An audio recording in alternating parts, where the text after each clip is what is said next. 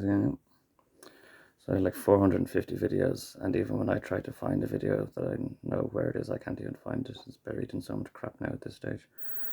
I had a dream, like King Hot Austin has a dream, has dreams that like nobody in the world needs a hero. You know, I even made a video about this. Like he needs a hero, the writer needs a hero to save him from the golden dawn. He's gotta be solid, a bit swift and brave, and he's not to fuck with my wife or mum. Anyway, yeah. And I had a dream in a way that Stone Cold Steve Austin could help me, but I also had dreams that Jonathan Davis could help me. And it turns out it was true. Jonathan Davis's music, not Jonathan Davis personally or directly, but Jonathan Davis's music could help me. And it was. It gave me a lot of. They've taken everything, and I can't physically give any more. So yeah, Stone Cold Steve Austin. Why is this cool about Stone Cold Steve Austin, and why am I talking about this again whenever I talked about it? In concept and production, they call me. There's a movie maker out there, and there's someone pretending to be a movie maker out there. And I'm not a movie maker. I don't know nothing about makers, but I work in concept and production because everybody hates production, you know. Oh, I'll take your idea and change it a bit and get paid. So if you work in concept, you better be working in your own production, really, wouldn't you? They'll just take it and destroy it. Again, getting off topic. I have no memory. So, Stone Cold Steve Austin. Other than breaking beers, which I can't wait to do somewhere and make people immortal. Breaking beers with Austin. Austin has a slogan. Actually, you might just skip on to him running around and shaming the shit out of everybody first. You know the way he does it, like it didn't like him punked. I need him to come over here because he's really big and kind of like bigger than the Irish, and he's even more Irish looking than most Irish. And he's going to come over here and he's going to shame everybody to bits. You don't start, son of a bitch. Why'd you fornicate with his mom, huh? Why'd you bully the kid? He's a genius. Why'd you bully him? Because he won't start, son of a bitch. What? What? What? Because you're damn sorry, son of a bitch. Bon, stunner. And he run around stunnering the IRA and stunnering everybody because they're all sorry sons of bitches for bothering me and bullying the kid. Why'd you bully the kid? You done nothing. Done nothing. Etch a homo. Punch his pilot. He's a young, intelligent, friendly, vegan hippie. He's very willing to teach everything he knows to make people immortal and deliver all die to complete redemption. I can do so much, but they just bully me because they're sorry sons of bitches, Austin. Texas Rattlesnake. Why else is this awesome? He has a very famous saying he goes by, which not many people understand because it's very saturated, and it's John 3:16. That if you believe in my son, you will become immortal. And it's pretty blunt like that, like, you know, it's open to interpretation and poetry, but this is actually very true. And I have only realized this has been absolutely breaking my balls. So I've witnessed round after 8 or 9 years of this holy tradition, I have witnessed waves upon waves of wealthy people and royalty dying from many different ways. It's like Passover, they die periodically, and then I'm walking around for a day or two, and I'm not so bothered on these days because they all died and disappeared. And then they start again. A new wave of infidels come along, their kids or their nephews or somebody else comes along. But I've witnessed them all systematically die from Passover, and wave after wave after wave all die. And I'm always wondering, and I was like, oh, it looks the only survivor. Oh, looks the last one is Peter and Paul survived again. Fly away, everybody, and still Peter and Paul until they figure it out. So, like, it won't be Zebediah or Zacchaeus, you'll all die and disappear, and hopefully I'll get on with James and John, your children. Because they won't be like, I'm a superior presidential, I'm 60 years old, I was here before you. Actually, I'm the Word, and I was here first. I was here first. I've seen it all, buried up to my neck. Anyway, so 3:16. This is actually problematic to me. I've witnessed all these people countlessly die that have lots of veni. So they come and take photos of me, and they stalk me, and they go on royal safari, and they tell their friends, and their friends come around, and everybody's out my backfield dancing like a fucking Jew, humping the fucking Wailing Wall. Excuse me for getting blunt about this. And they all come to my area, and they all take photos. There's tour buses of people showing up in my little backwater Irish country town. A town you would never drive through. You know, a town that used to be a racing strip for boy racers. And now I've got tour loads of Swedish people coming and taking photos, and Americans all coming and taking photos of the land where the prophet came from. Well, I'm there skating by, giving them the fingers, get the F out of my hometown. But anyway, I don't. No, I'll get in trouble if I do anything. I still haven't got to my point. Sorry, I'm now you're dying to know. Simply dying. So 316. If you believe in me. So with all of these people coming, all these royalty, all these rich people, all these priests that screw me over, bugger me, and they all die systematically from Passover of 8 or 9 years of wave after wave after wave of them all dying. Until coronavirus might have been a big one. I got badly stabbed. I found out what it was actually when I got stabbed in the head. It was a nail hammer. A hammer's nail tacks. I've seen one in it with in a stapler form. I was using it with my dad, but I remember when I saw it, like it just struck terror into me because it actually was a tack hammer. And he tacked a floor tack or something into my head. It's not in my head. I was worried about that, but no, I didn't go to it because I remember it made a big clack and smack when it hit me. But anyway, that's when Corona happened.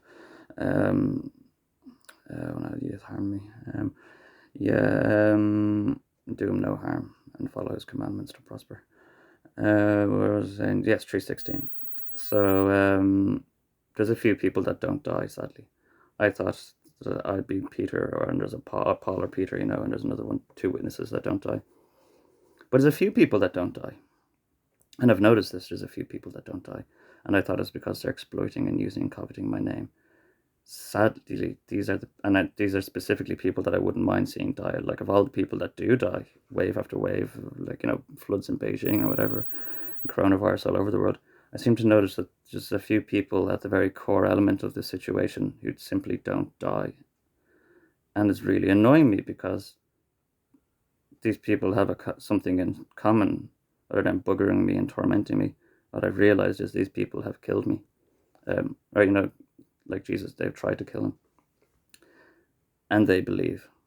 That's the terrible twist and irony to the situation, that they have murdered and snuffed me, and they see me walking around the next day, and then they drop their fucking beer and like, oh my god, he didn't die. And we snuffed him. We properly snuffed him in his tent.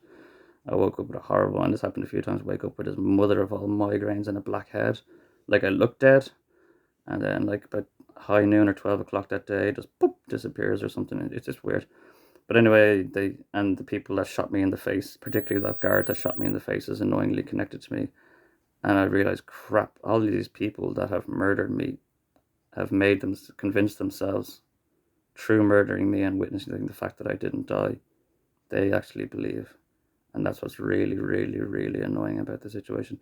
This also explains why the Vatican and Eurotrash royalty might have been immortal, or might have had immortal graces, because they all snuffed Jesus and witnessed him walking around again a few days later.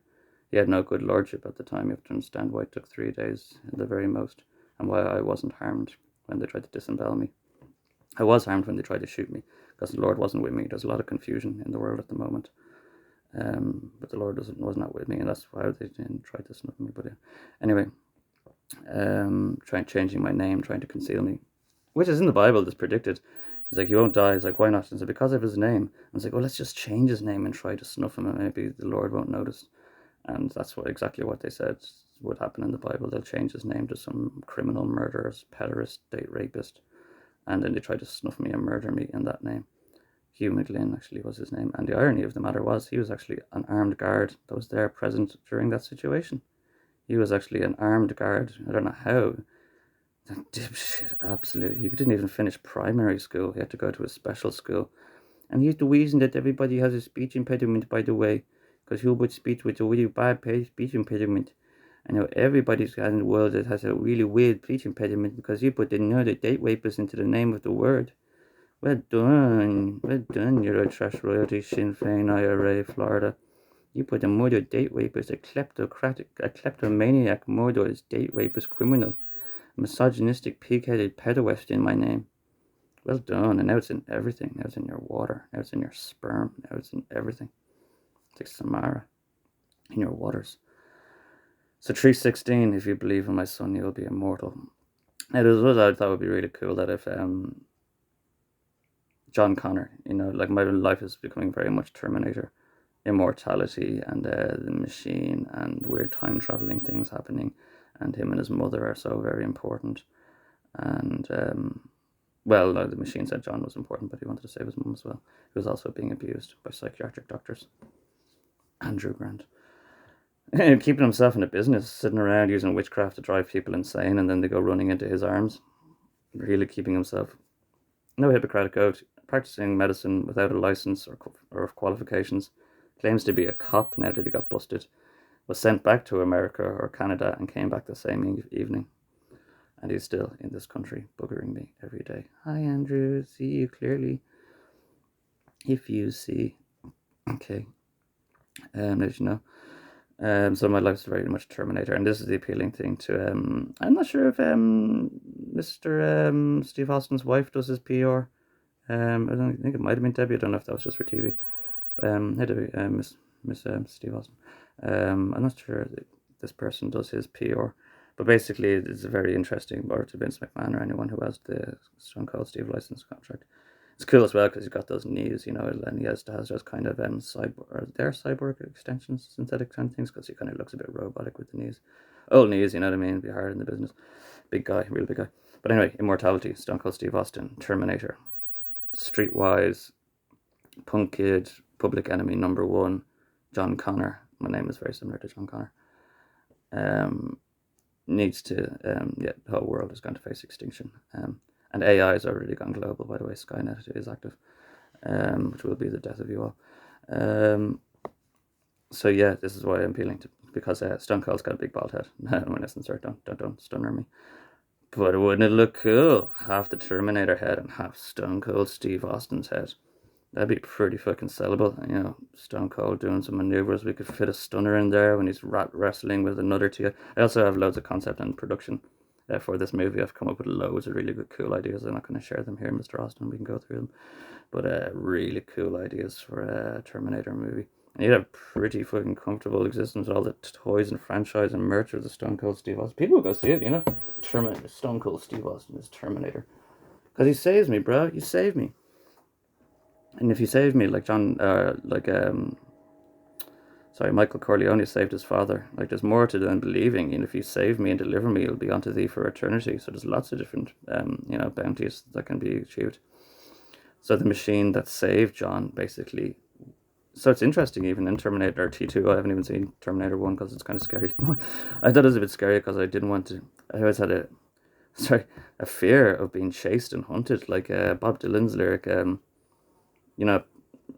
Being hunted through, I don't know, Haji Marat, like living on the run and constantly being hunted was something that was terrifying to me. Always as a child, I needed to be free and just do what I want. And the idea of being persecuted or hunted relentlessly seemed absolutely nightmarish and horrifying to me. So I never watched Terminator 1, but my life has now become that. It's amazing how then the human condition, you can adapt to so much torment in about a day or two, and then you just get on with it. It's terrible. Because people don't complain that they're enslaved and being persecuted and brainwashed and harvested. For some reason, you just adapt and keep working.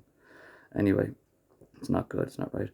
So yeah, my life has become too. But yeah, it's interesting to think then that in T2, that if the other machine had got there and saved him first, they were practically fighting over him.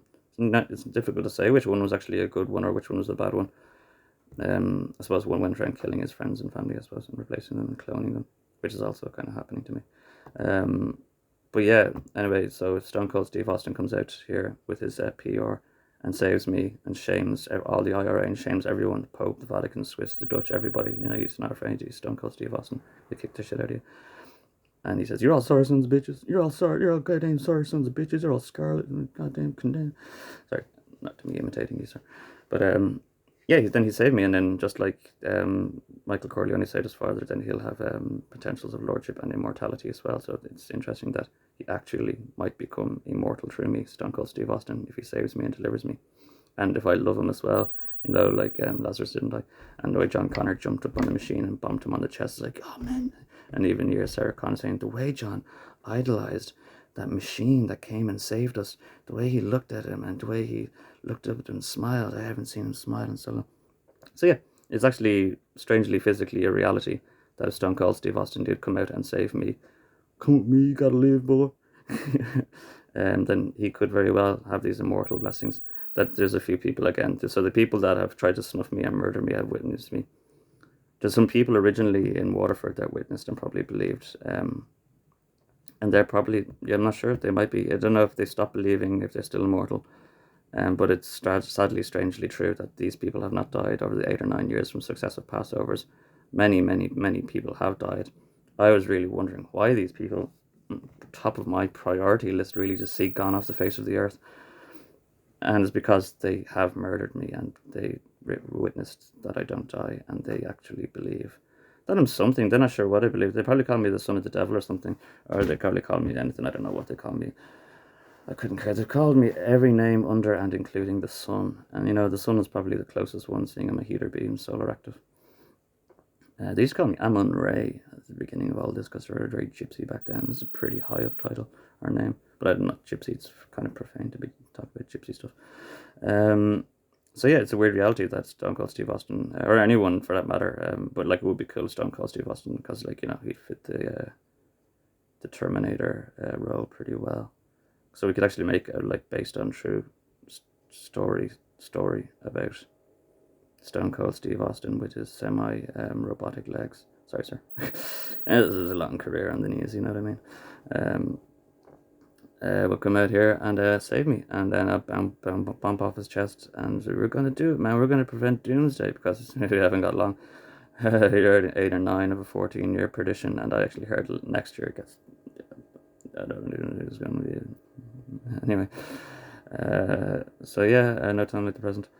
Or maybe there will be time travel. They'll be sent back from the future because all the people on the earth were turned to scarlet and were marked, and nobody could help them. So the only way that God could get a loophole around it, and that actually does happen, is to send something from the future that isn't scarlet and isn't marked. That will save her delivery. So yeah, either way, somebody's got to do it. But anyway, just for Steve Austin's production management, or Vince McMahon, or whoever is dealing with the licensing and distribution of the Stone Cold Steve Austin franchise project, come to Ireland, find me, save me. I know it's weird, doesn't need to be saved, but they're all like the Dalai Lama had lots of hidden people, and he had to be removed from Tibet because there was lots of gypsies buggering him, and they also believed. See, this is again what happened in Tibet. People believed in Israel, and what the funny thing is, these are all children of God. So also, I'm not even going to get there yet. And he's all actually believed and realized this is. You'd be turning around like a mass, and you'd be shaking hands and saying, "Brother, brother, neighbor, my brother." Anyway, you're a long way from that, you gypsy scarlet infidel. So yeah, so that's just explaining, and this is a bit of proof in the pudding as well, really, why these particular people that have murdered me, like John Whelan, and the community guard that shot me in the face, and all these other people that tried to disembowel me, and loads of weird Pegasus and miracles and angels appeared and prevented it, and they witnessed it, they saw it, they went off jilted. They were probably called insane, mostly by the government, that he was stressed from the number of duties and the types of roles he had to fulfill. But some of these poxy gypsies are sadly and somewhat immortal by John 3:16 because they believed and they weren't wrong. So yeah, Stone Cold Steve Austin 3:16, baby. Breaking beers on the turnbuckle. Is it turnbuckle? What's it, tabernacle? Turnbuckle with Austin. Breaking beers, breaking beers with the skinny little fucking vegan hippie kid. Just befriended him. Envy of the whole world, and everyone's going to want to be breaking beers with. Yeah, 3:16. He's going to have to come up with a designer stunner to get the Pope, because the Pope's in a wheelchair. So I'm thinking like he comes in at an angle, grabs him with a stunner, and takes him like a twister stunner and takes him off the side. Because he's also a scarlet infidel. I know, it's very sorry. There's no one you can look up to in this world anymore. He's also sadly a scarlet infidel that'll have to be stunnered to death. Yes. In my presence, he'll be able to walk, and he won't be so blind anymore. I've done that, like he has in observations in a psychiatric ward, under observations. And a lame man could walk. Tony was able to walk, and he's very fussy about it. He's like, I'm able to walk perfectly now. And he didn't want the Zimmer frame anymore in my presence. And then this man called Sikiles, meaning secret, was also put in my room right in front of me. And he was a blind man. And I was sitting there in front of, across the ward from him, directly across the ward. He holds out his arms. He goes, "It's a miracle. I can see again. It's a miracle." Sikiles secret. Frankie, just in case you're wondering. Because the Pope's blind and lame. And that's very reassuring to the Christian community that your Christian world leader is blind and lame, when in the presence of Christianity you're supposed to be able to, see and walk. So yeah, well, wonderful observations there. Really took note of that, didn't you?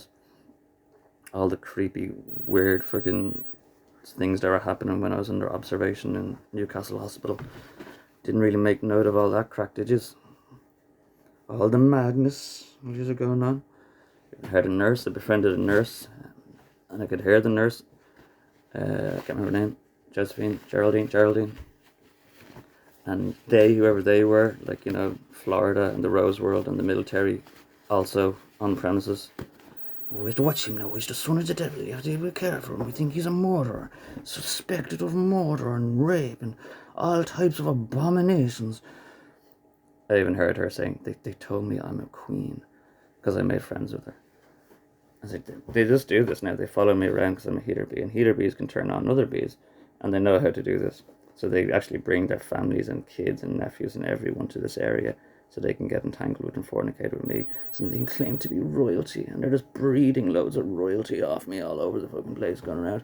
I'll own them all, There's always a wonderful comedy in all these events. There's always a wonderful itty bitty living space. So always a wonderful comedy and all this, and I'll own all their fucking stars and all their orreries in the end anyway, and they'll all be just like Elijah. You'll all be my little toys to play with after you toyed with and played with me for so long.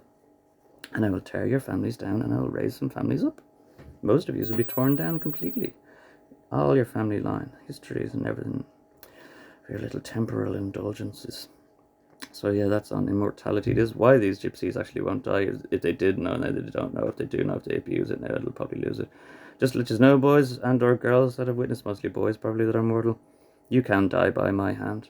If you even find out or figure out that you are immortal by believing in me, by believing in 316, you can die by my hand. Die by my hand. I will creep throughout your lands. I will take your firstborn men. Silver bullets.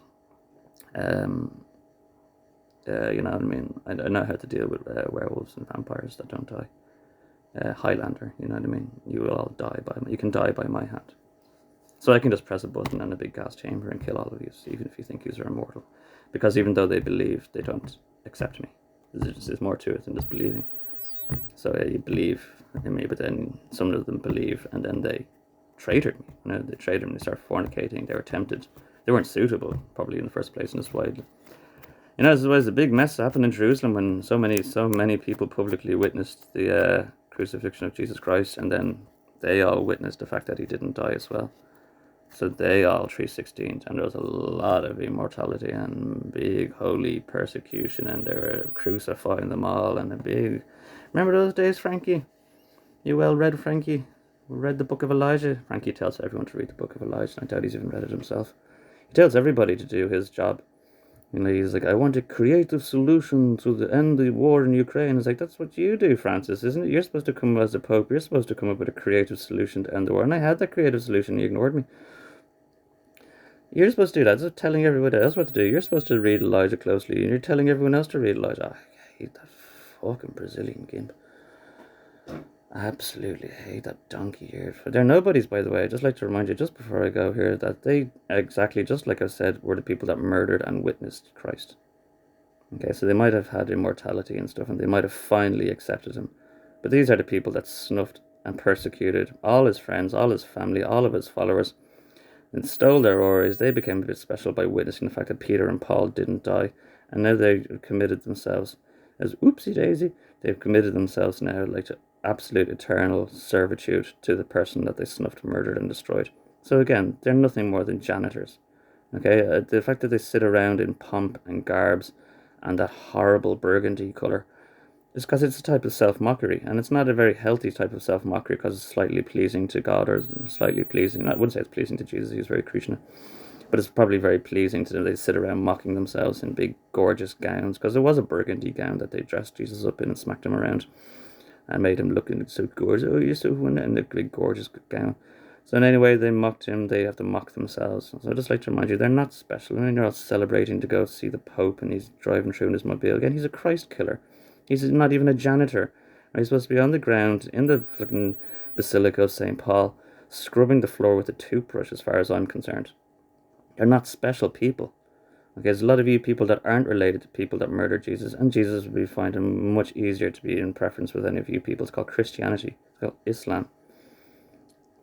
Jesus would be much, much, much happier to be accepting you into his church as a welcomed attendant than the people that snuffed and murdered him and tried to replace him. So again, just like to remind you, the Vatican are not special in any sort of way.